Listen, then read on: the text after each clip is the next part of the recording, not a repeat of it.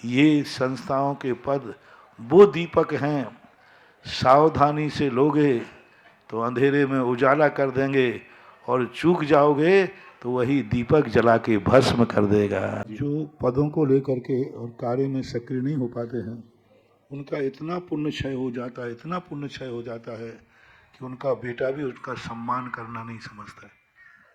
बेटा भी अपमान करने, कोई इज्जत ही खत्म हो जाएगी उनकी। किसी भी पद को लेने के बाद उस पद की जिम्मेदारी होना चाहिए, समाज को गर्व होना चाहिए, समाज को महसूस होना चाहिए कि ओहो, जब से ये पद पर बैठे हैं इस संस्था का, इस क्षेत्र का, इस कमेटी का विकास हुआ है। दुआ और बद्दुआ ये दोनों होती हैं। सामाजिक संस्थाओं में सबसे ज्यादा खतरनाक है बद्दुआ। यदि समाज ने ये कह दिया अरे भैया कहाँ का व्यक्ति बैठ गया, सब बर्बाद कर दिया, तो वो कमेटी का पदाधिकारी, वो कमेटी बर्बाद ही हो जाएगी। और कमेटी के समाज के मन में आ गया, ओहो बहुत अच्छा हुआ जब से ये कमेटी आई है, देखो कितना बढ़िया होगा, तो यह दुआ उनको इतनी ऊंचाई पर पहुंचा देगी कि उनका यश और इज्जत, कोई भी वो कहीं भी जाएंगे सारे लोग खड़े होकर हाथ जोड़ना शुरू कर देंगे। तो मैं तो सदा कहता हूँ कि पदों पर यदि कार्य नहीं होता है, जिम्मेवारी नहीं निभती है, तो पदों पर नहीं बैठना श्रेष्ठ है, श्रेष्ठ है। पदों को अपने कब्जे में लेकर जेब में रखना और फिर मनमानी करना, ये उनके लिए बहुत घातक है। ऐसे लोगों का अंतिम मरण अच्छा नहीं होता।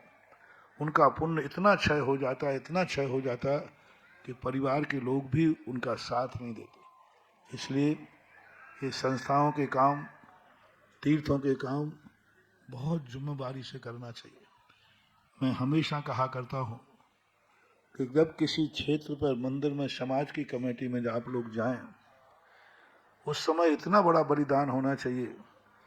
घर में पिताजी की अर्थी रखी हुई है, दादाजी की अर्थी है, उसी समय जिस कमेटी में आप हो उस तीर्थ क्षेत्र में आपकी जरूरत है, मीटिंग है, तो अर्थी को 1 घंटे रोक देना चाहिए, उस कमेटी के कार्य को नहीं रोकना चाहिए, क्योंकि मैं कमेटी में हूं।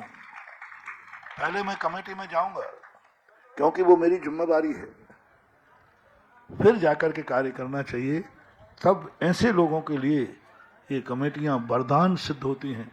उनको ऐसे पुण्य का बंध होता है कि उनका यश बढ़ जाता है।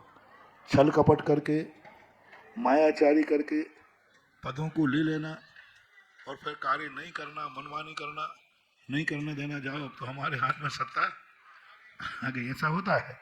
कई संस्थाओं में ऐसा देखा कि अहंकार आ जाता है, अब तुम क्या करोगे, मैं तो चुन के आ गया, अब आप कुछ नहीं कर सकते। ऐसे लोगों का जीवन खत्म हो जाता है, उनकी मौत अच्छी नहीं होती। उनकी स्थिति हमेशा कार्य करने के लिए तब, और नहीं बनता है कार्य, दूसरा है भैया करो, हम आपके साथ हैं, ऐसा होना चाहिए।